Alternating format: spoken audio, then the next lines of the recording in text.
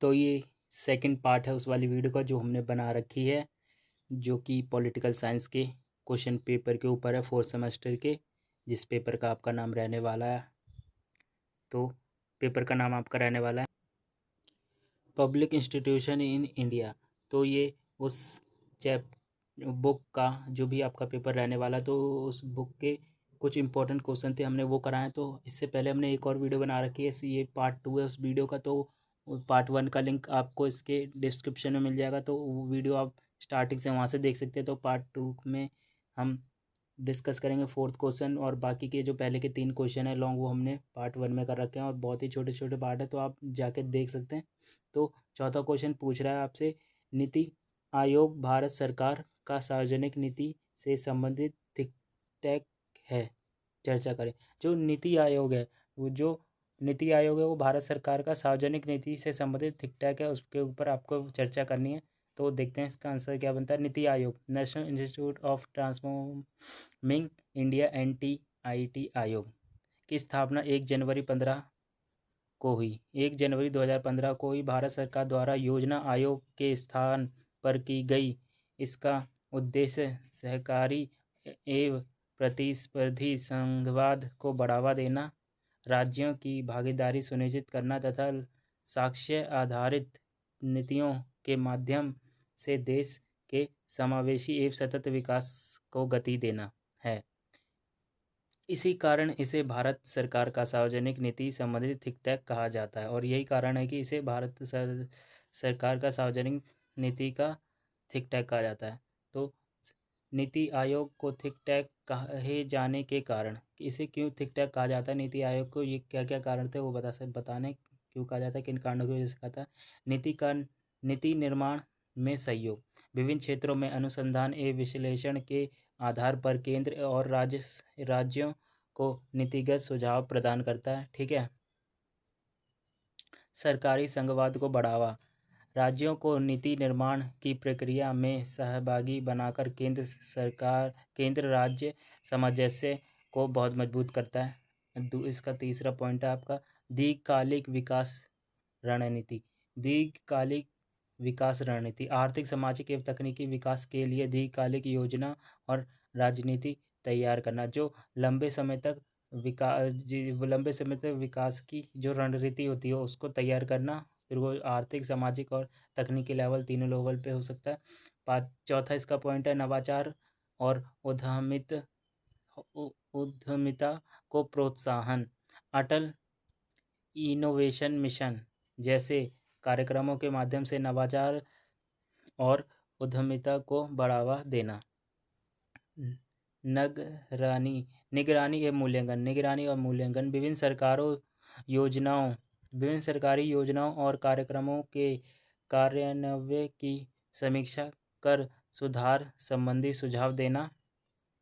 सतत विकास लक्ष्य का समर्थन, संयुक्त राज्य के सतत विकास लक्ष्य के अनुसार नीतियां बनाने और उनके कार्यान्वयन में सहयोग करता है।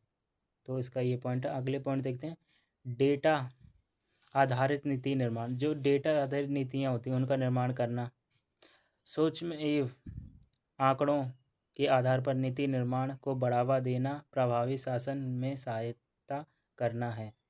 और इसकी सीमाएं और चुनौतियां क्या हैं वो बताते हैं।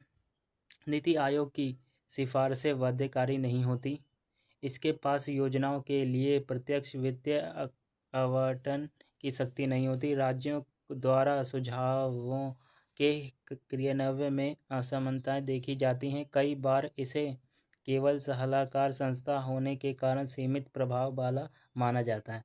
इसका निष्कर्ष क्या निकलेगा आपका, नीति आयोग भारत में आधुनिक, सहभागी और साक्ष्य आधारित नीति निर्माण का प्रमुख संस्थान है। यह सरकारों को विकासोन्मुखी नीतियां बनाने, राज्यों के साथ समन्वय स्थापित करने तथा नवाचार और सुशासन को बढ़ावा देने में महत्वपूर्ण भूमिका निभाता है।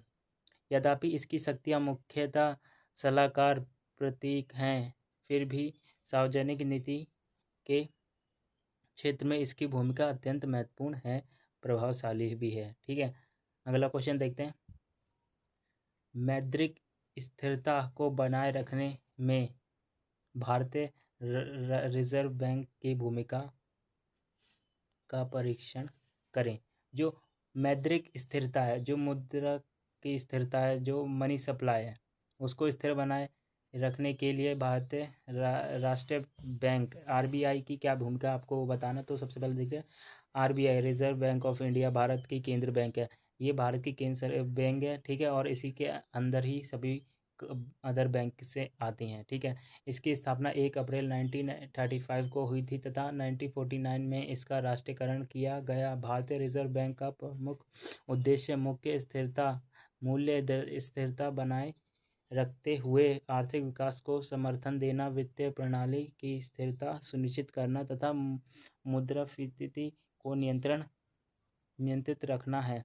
इसलिए मौद्रिक स्थिरता बनाए रखने में इसकी भूमिका अत्यंत महत्वपूर्ण है। मौद्रिक स्थिरता बनाए रखने में आरबीआई की भूमिका कि मौद्रिक स्थिरता बनाने में आरबीआई की क्या क्या भूमिका वो पढ़ते हैं। मौद्रिक नीति का संचालन, repo rate, reserve repo rate, bank दर तथा मौद्रिक नीति समिति एमपीसी के माध्यम से जो मनी सप्लाई है, जो मार्केट मनी सप्लाई उसको नियंत्रित किया जाता है, ठीक है। आर्थिक गतिविधियों को संतुलित किया जाता है और जो इकोनॉमिकली की जो गतिविधियां उनको सुनिश्चित किया जाता है। अगले पॉइंट चलते हैं। मुद्रास्फीति पर नियंत्रण, भारतीय रिजर्व बैंक का लक्ष्य सरकार द्वारा निर्धारित मुद्रास्फीति लक्ष्य वर्तमान में 4% प्लस 2% के अनुरूप मूल्य स्थिरता बनाए रखना है। तरलता इक्विडिटी का प्रबंध, नगद आर्थिक अनुपात सीआरआर, ठीक है, सावधिक तरलता अनुपात एसएलआर तथा खुले बाजार परिचालन ओएमओ ओपन मार्केट ऑपरेशन के माध्यम से अर्थव्यवस्था में धन की उपलब्धता को नियंत्रित करता है। मुद्रा निर्गमन, आरबीआई देश में मुद्रा जारी करने तथा उसकी पर्याप्त उपलब्धता सुनिश्चित करने का कार्य करता है, जिससे अर्थव्यवस्था में विश्वास और स्थिरता बनी रहती है। बैंक प्रणाली में विनिमय एवं पर्यवेक्षण, बैंकों और अन्य वित्तीय संस्थानों का नियमन कर वित्तीय प्रणाली की मजबूती और जनता के विश्वास को बनाए रखता है। विदेशी मुद्रा प्रबंध, विदेशी मुद्रा भंडार का प्रबंध तथा विनिमय दर में अत्यधिक अस्थिरता को नियंत्रित करना, वह क्षेत्र में स्थिरता बनाए रखना है। भुगतान एवं निपटान प्रणाली का विकास, यूपीआई, आरटीजीएस, एनईएफटी जैसे सुरक्षित और दक्ष भुगतान प्रणाली को बढ़ावा देकर वित्तीय लेनदेन को अधिक विश्वसनीय बनाता है। चुनौतियां क्या हैं इसकी? वैश्विक आर्थिक संकट और भू राजनीतिक तनाव, कच्चे तेल की कीमतों में उतार चढ़ाव, आयातित मुद्रास्फीति और विनिमय दर में अस्थिरता, विकास और मुद्रास्फीति नियंत्रण के बीच संतुलन बनाए रखना, डिजिटल वित्त के विस्तार के साथ साइबर सुरक्षा संबंधित जोखिम,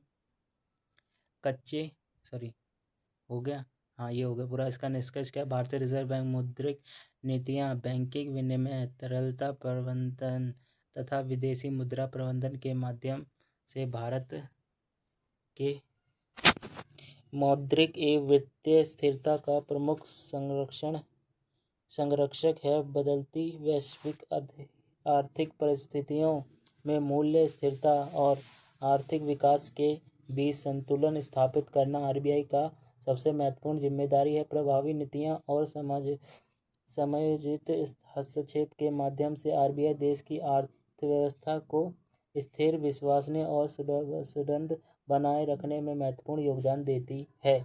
तो इसका निष्कर्ष हो गया। अगले क्वेश्चन पर चलते हैं। भारतीय न्याय प्रणाली को और अधिक कुशल बनाने के लिए पुलिस सुधार आवश्यक है। टिप्पणी करें। जो भारत की न्याय प्रणाली और उसे और भी कुशल और अच्छा बनाने के लिए पुलिस सुधार आवश्यक है तो क्यों है, और उस पर टिप्पणी करनी है। ठीक है, तो लिखेंगे आप, भारतीय न्याय प्रणाली का आधार निष्पक्ष जांच, प्रभावी कानूनी व्यवस्था तथा समयानुवर्ती न्याय है।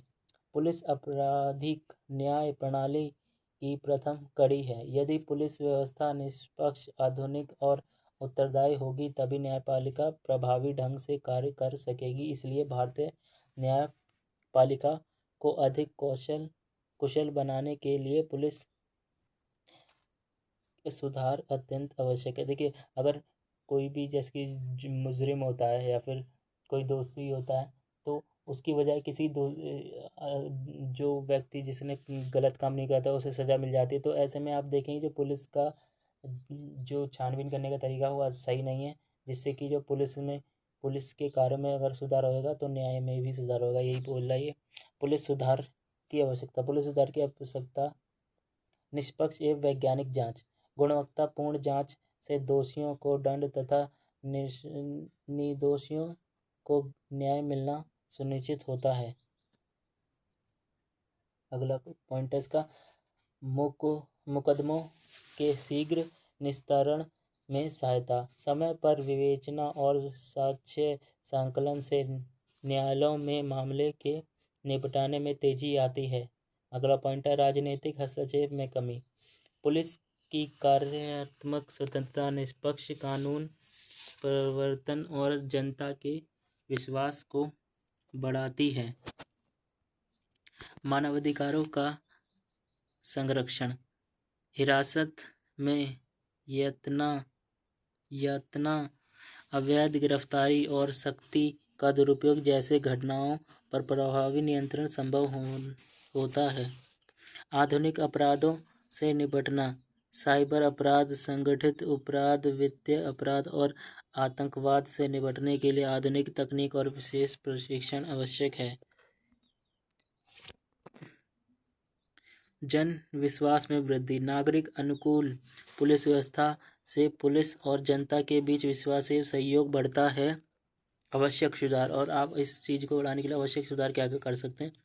सर्वोच्च न्यायालय के प्रकाश सिंह बनाम भारत संघ 2006 निर्माण के निर्देशों को प्रभावी करने में पुलिस की कार्यात्मक स्वतंत्रता तथा जवाबदेही सुनिश्चित करना, आधुनिक तकनीक, फॉरेंसिक विज्ञान और डिजिटल जांच का व्यापक उपयोग, पुलिस बल में पर्याप्त भर्ती, नियमित प्रशिक्षण तथा क्षमता निर्माण, महिलाओं की भागीदारी बढ़ाना तथा संवेदनशील पुलिसिंग को प्रोत्साहन दें। इसके अगला पॉइंट है, पुलिस शिकायत प्राधिकरण का प्रभावी बनाना, जो पुलिस कंप्लेंट अथॉरिटी है उसको प्रभावी बनाना, सामुदायिक आधारित पुलिसिंग, कम्युनिटी पुलिसिंग को बढ़ावा देना। चुनौतियां क्या, राजनीति, इच्छा शक्ति का अभाव, संसाधनों और आधुनिक उपकरणों की कमी, रिक्त पदों एवं अत्यंत कार्यभार की समस्या, पुलिस सुधारों के करने में राज्यों के बीच असमानता। इसका निष्कर्ष क्या, पुलिस सुधार केवल कानून व्यवस्था का विषय नहीं है बल्कि न्याय, मानवाधिकार और सुरक्षा सुशासन से जुड़े व्यापक सुधार हैं।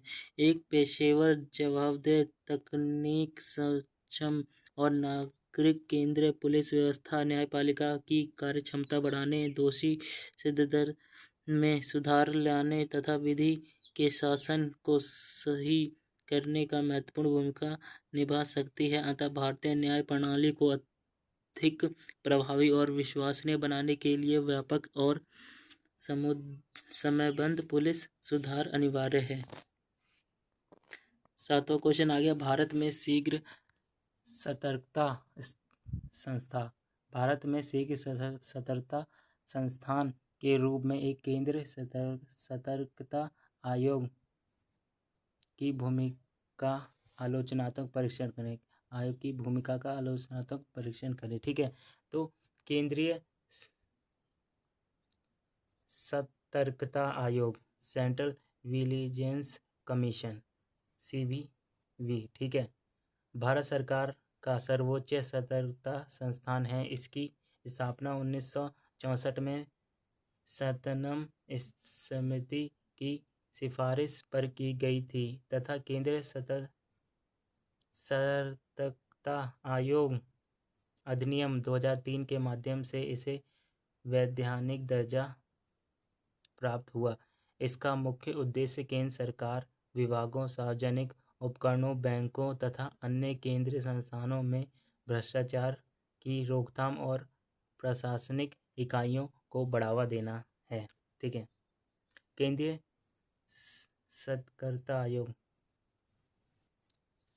सतर्कता आयोग की प्रमुख भूमिकाएं। केंद्र सरकार के विभागों एवं सार्वजनिक उपक्रमों में सतर्कता प्रशासन की निगरानी करना, भ्रष्टाचार संबंधी शिकायतों की जांच की निगरानी करना तथा आवश्यक मामलों में जांच की अनुशंसा करना। केंद्रीय अन्वेषण ब्यूरो (सीबीआई) के भ्रष्टाचार निरोधक कार्यों का अधीक्षण करना, विभिन्न विभागों में भ्रष्टाचार निवारण एवं सतर्कता संबंधी दिशा निर्देश जारी करना, विभागीय अनुशासनात्मक कार्यवाहियों पर परामर्श देना, विसल ब्लोअर की शिकायतों की सुरक्षा एवं परीक्षण से संबंधित कार्य करना, प्रशासन में पारदर्शिता, जवाबदेही और नैतिक आचरण को बढ़ावा देना, आलोचनात्मक परीक्षण। यद्यपि केंद्रीय सतर्कता आयोग ने भ्रष्टाचार नियंत्रण में महत्वपूर्ण भूमिका निभाई है, फिर भी इसकी प्रभावशीलता कुछ कारणों से सीमित मानी जाती है। ठीक है। आयोग की सिफारिशें बाध्यकारी नहीं होती। संबंधित विभाग उन्हें मानने के लिए कानूनी रूप से बाध्य नहीं है। आयोग के पास स्वतंत्र जांच एवं अभियोजन की शक्ति नहीं है तथा उसे सीबीआई और विभागीय एजेंसी पर निर्भर रहना पड़ता है। उच्च स्तरीय भ्रष्टाचार के मामलों में राजनीतिक एवं प्रशासनिक हस्तक्षेप की आशंका बनी रहती है। मामलों के निस्तारण में विलंब तथा संसाधनों की कमी इसकी कार्यक्षमता को प्रभावित करती है। राज्यों में कार्य संस्थाओं पर इसका अधिकार क्षेत्र नहीं होने से इसकी पहुंच सीमित रहती है। अगला पॉइंट है, इसमें सुधार कैसे कर सकते हैं। सुधार के उपाय हैं। तो पहला उपाय आपका, आयोग की प्रमुख सिफारिशों को अधिक प्रभावी बनाने के लिए आवश्यक कानूनी सुधार किए जाएं। सीवीसी पर्याप्त वित्तीय, तकनीकी एवं मानव संसाधन उपलब्ध कराए जाएं। सीबीआई तथा अन्य जांच एजेंसी के साथ समन्वय एवं संस्थागत स्वतंत्रता को मजबूत किया जाए। ई गवर्नेंस, ई प्रोक्योरमेंट और डिजिटल निगरानी को बढ़ावा देकर भ्रष्टाचार की संभावनाओं को कम किया जाए। शिकायतकर्ताओं, विसल ब्लोअर को प्रभावी कानूनी सुरक्षा प्रदान की जाए। उसका निष्कर्ष क्या निकलता है। केंद्रीय सतर्कता आयोग भारत में भ्रष्टाचार निरोधक व्यवस्था का एक महत्वपूर्ण स्तंभ है। यह प्रशासन में पारदर्शिता, जवाबदेही और ईमानदारी को बढ़ावा देने में महत्वपूर्ण भूमिका निभाता है। हालांकि इसकी सीमित शक्ति और गैर बाध्यकारी सिफारिशें इसकी प्रभावशीलता को प्रभावित करती हैं। आवश्यक संस्थागत एवं कानूनी सुधारों में माध्यम से सीवीसी को अधिक सशक्त बनाकर सुशासन और भ्रष्टाचार मुक्त प्रशासन के लक्ष्य को प्रभावी ढंग से प्राप्त किया जा सकता है। अगले पॉइंट पर चलते हैं। अगला क्वेश्चन है इसका, भ्रष्टाचार की रोकथाम और प्रशासन की सुनिश्चित को बनाए रखने में केंद्रीय जांच ब्यूरो के सामने आने वाली चुनौतियों पर चर्चा करें। जो भ्रष्टाचार की रोकथाम है और प्रशासन की चुनौती को बनाए रखने में जो केंद्र जांच ब्यूरो उसमें के सामने जो बहुत सी चुनौतियाँ आती हैं, आपको उसके बारे में बताना है। तो पहले हम देखेंगे केंद्र अन्वेषण bureau, central bureau of investigation CBI Bharat की प्रमुख केंद्रीय जांच एजेंसी है। तो कोई भी किसी चीज़ की जांच करनी होती है बड़े मामलों की, तो सीबीआई उसी चीज़ की जांच करती है। इसकी स्थापना 1963 में की गई थी। तक सीबीआई का मुख्य कार्य भ्रष्टाचार, आर्थिक अपराध, विशेष अपराध तथा राष्ट्रीय महत्व के मामले की निष्पक्ष जांच करना है। प्रशासन के पारदर्शिता, जवाबदेही और सुशासन स्थापित करने में इसकी महत्वपूर्ण भूमिका है। ठीक है। जो भी आर्थिक रूप से भ्रष्टाचार होते हैं या जो भी विशेष अपराध होते हैं उनका सीबीआई जांच करती है। हालांकि अनेक चुनौतियों के कारण इसकी कार्य क्षमता प्रभावित होती है, लेकिन जो बहुत सी चुनौतियां जिससे इसकी जो कार्य की क्षमता होती है वो प्रभावित होती है। सीबीआई के सामने समक्ष प्रमुख चुनौतियां, सीबीआई के सामने आने वाली प्रमुख चुनौतियां, राजनीतिक हस्तक्षेप का आरोप। कई मामलों में सीबीआई का निष्पक्षता पर प्रश्न उठते हैं जिससे जनता का विश्वास प्रभावित होता है। राज्यों की समन्वय सहमति का अभाव, जो राज्य की सामान्य सहमति होती है उसका अभाव होता है। कुछ राज्यों द्वारा सामान्य सहमति वापस लेने के कारण सीबीआई को जांच प्रभाव करने में कानूनी एवं प्रशासनिक कठिनाइयों का सामना करना पड़ता है। तीसरा पॉइंट इसका मानव संसाधनों और विशेषज्ञों की कमी। प्रशिक्षित और जांच आधार अधिकारियों, फॉरेंसिक विशेषज्ञों और साइबर अपराध विशेषज्ञों की कमी जांच की गुणवत्ता को प्रभावित करती है। मामलों का बढ़ता बोझ, लंबित मामलों की अधिक संख्या के कारण जांच और अभियोजना में विलंब होता है। आधुनिक अपराधों की जटिलता, साइबर अपराध, वित्तीय धोखाधड़ी, हवाला और अंतर्राष्ट्रीय अपराधों की जांच के लिए उन्नत तकनीक और विशेषज्ञता की आवश्यकता होती है। अभियोजना एवं दोषी सिद्ध की चुनौतियां, साक्ष्य संग्रह, गवाह की सुरक्षा तथा लंबी न्याय प्रक्रिया के कारण दोषी सिद्ध में कठिनाइयां होती हैं। संसाधनों एवं तकनीकी अवसंरचना में कमी, जो संसाधन है और तकनीकी अवसंरचना है उसमें कमी आना। आधुनिक उपकरण, डिजिटल फॉरेंसिक प्रयोगशालाओं तथा वित्तीय संसाधनों की सीमाएं जांच की गति को प्रभावित करती हैं। इसके जो सीबीआई इसे सुधार कैसे कर सकते हैं, इसमें सुधार कैसे कर सकते हैं। सीबीआई की स्वायत्तता और स्वतंत्रता को और अधिक मजबूत बनाना चाहिए। आधुनिक तकनीक, डिजिटल फॉरेंसिक और साइबर जांच क्षमताओं को विस्तार किया जाना चाहिए। विशेषज्ञ अधिकारियों को भर्ती एवं नियमित प्रशिक्षण सुनिश्चित किया जाए। राज्य और केंद्र एजेंसियों के बीच बेहतर समन्वय स्थापित किया जाए। गवाह संरक्षण कार्यक्रमों और अभियोजना प्रणाली को मजबूत किया जाए। लंबित मामलों के त्वरित निस्तारण के लिए संस्थागत सुधार किए जाएं। और इसका निष्कर्ष निकलेगा कि जो केंद्रीय अन्वेषण ब्यूरो है, जो सीबीआई है, भ्रष्टाचार पर अंकुश लगाने और प्रशासनिक सुचिता बनाए रखने की दृष्टि से अत्यंत महत्वपूर्ण संस्था है, किंतु इसकी प्रभावशीलता सुनिश्चित करने के लिए संस्थागत स्वायत्तता आधारित संस्थान, विशेषज्ञ मानव संसाधन तथा समन्वयबद्ध जांच व्यवस्था आवश्यक है। इन सुधारों से सीबीआई जनता का विश्वास और अधिक मजबूत करते हुए सुशासन एवं विधि के शासन को सही बना सकती है। 9वां क्वेश्चन आता है, जो सरकारी संघवाद की भावना को साकार करने के लिए नीति आयोग की स्थापना की गई है। जो सरकारी संघवाद है उसकी भावना को साकार करने के लिए नीति आयोग की स्थापना की गई है। इस कथन के प्रकरण में योजना आयोग और नीति आयोग के कार्य के बीच अंतर बताएं। जो सरकारी संघवाद की भावना उसको साकार करने के लिए नीति आयोग की स्थापना की गई है, तो आपको इसी कथन के प्रकरण की योजना में इस प्रकरण में योजना आयोग और नीति आयोग के कार्यों के बीच में अंतर बताना है। ठीक है, तो भारत ने जनवरी 2015 में योजना आयोग की स्थापना पर नीति आयोग की स्थापना की।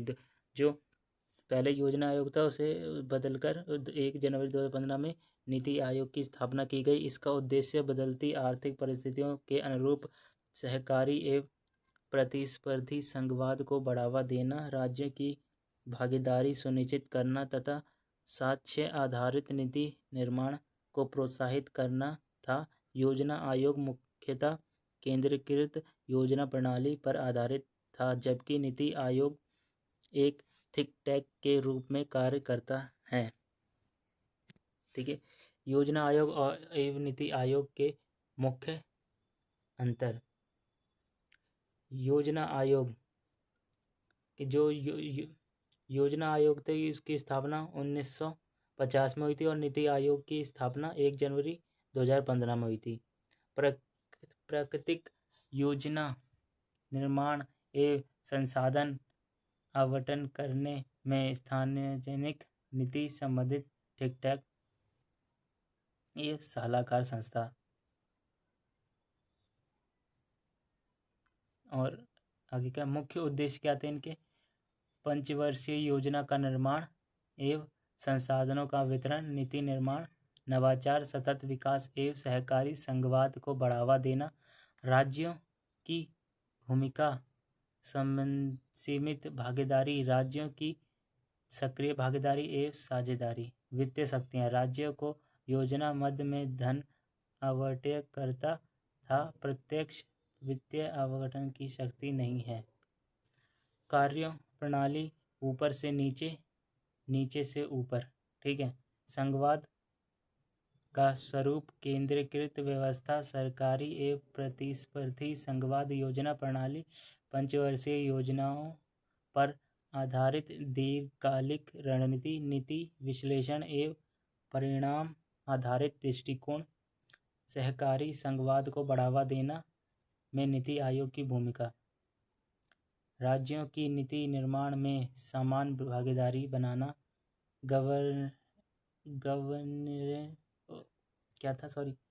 गवर्निंग काउंसिल के माध्यम से केंद्र एवं राज्य के बीच संवाद और समन्वय स्थापित करना, राज्यों के सर्वोत्तम अनुभवों का आदान प्रदान करना, आकांक्षी जिला कार्यक्रम जैसे कार्यक्रमों के माध्यम से संतुलित क्षेत्र विकास को बढ़ावा देना, नवाचार, डिजिटल शासन और साक्ष्य आधारित नीति निर्माण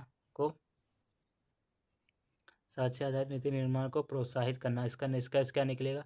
योजना आयोग ने नीति आयोग की ओर परिवर्तित केवल संस्थागत बदलाव नहीं बल्कि शासन के कार्यशैली में भी महत्वपूर्ण परिवर्तन। नीति आयोग ने राज्यों को विकास प्रक्रिया का साझेदार बनाकर सहकारी एवं प्रतिस्पर्धी संघवाद को नई दिशा दी।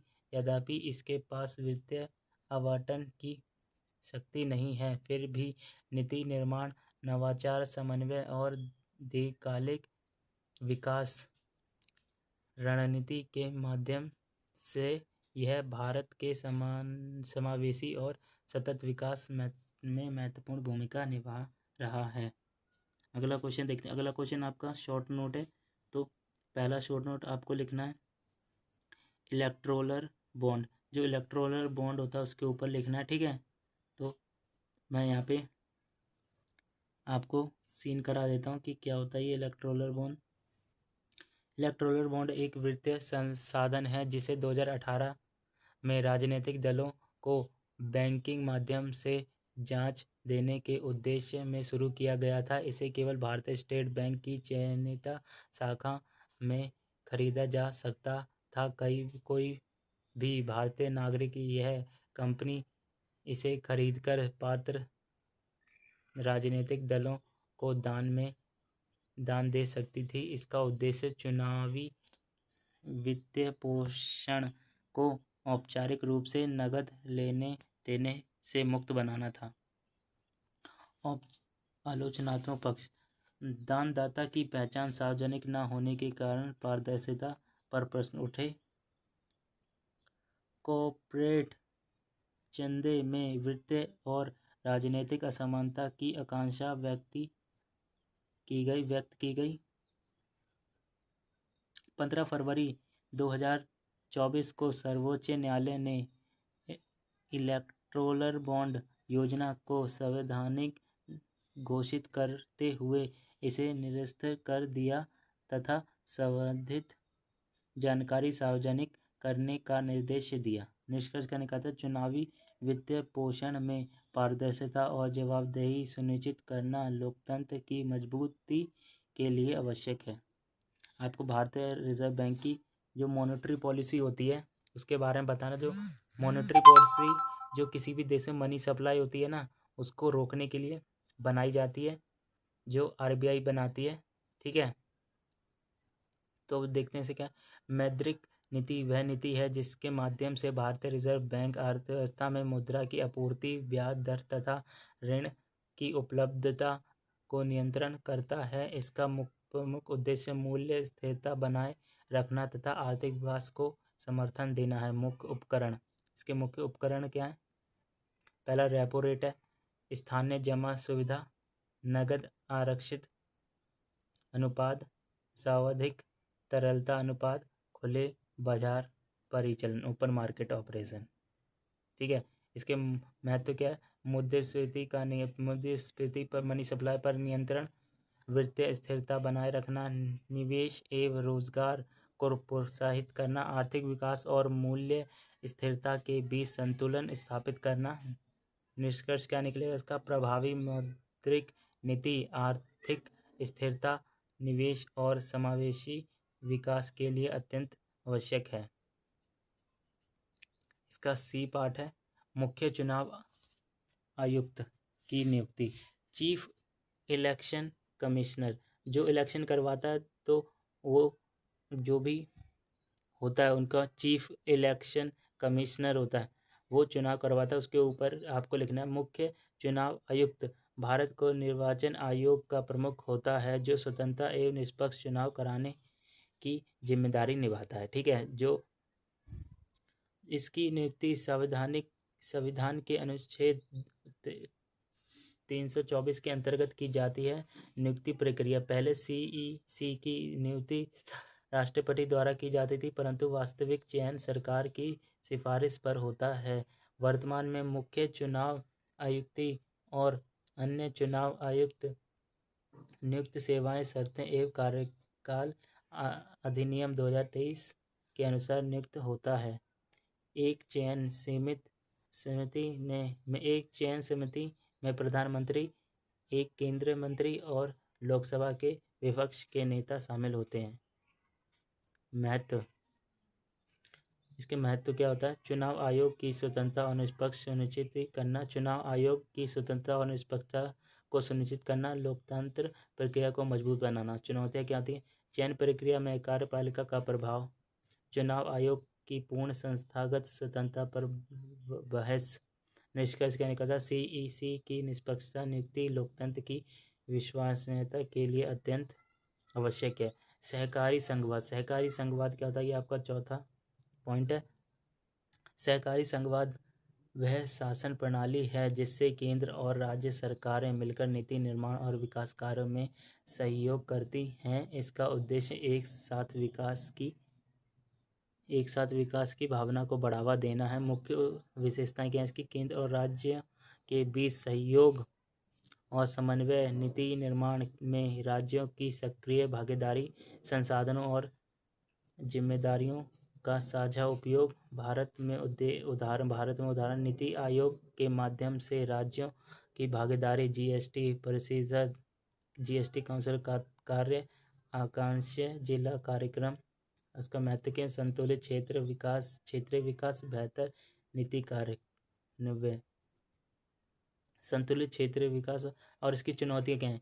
कि केंद्र राज्य के बीच राजनीतिक मतभेद, वित्तीय संसाधनों का असंतुलन, राज्यों की सीमित स्वतंत्रता की शिकायत। निष्कर्ष क्या निकलेगा इसका? कि सरकारी संघवाद भारतीय संघीय व्यवस्था की आत्मा है, जो एकीकृत और समावेशी विकास सुनिश्चित करता है। तो ये आपका पूरा पेपर रहने वाला है। ठीक है। ये पूरा पेपर आपका रहने वाला पॉलिटिकल साइंस का। तो ये पेपर आपका 90 मार्क्स का और 3 घंटे का रहने वाला। और इस वीडियो का पहला पार्ट देखना है तो आप डिस्क्रिप्शन में लिंक से जाके वो पहला पार्ट देख सकते हैं। तो हमने वहाँ पे स्टार्टिंग के 3 इंपॉर्टेंट क्वेश्चन डिस्कस किए जो कि आपके पेपर में ज़रूर पूछे जा सकते हैं। Thank you.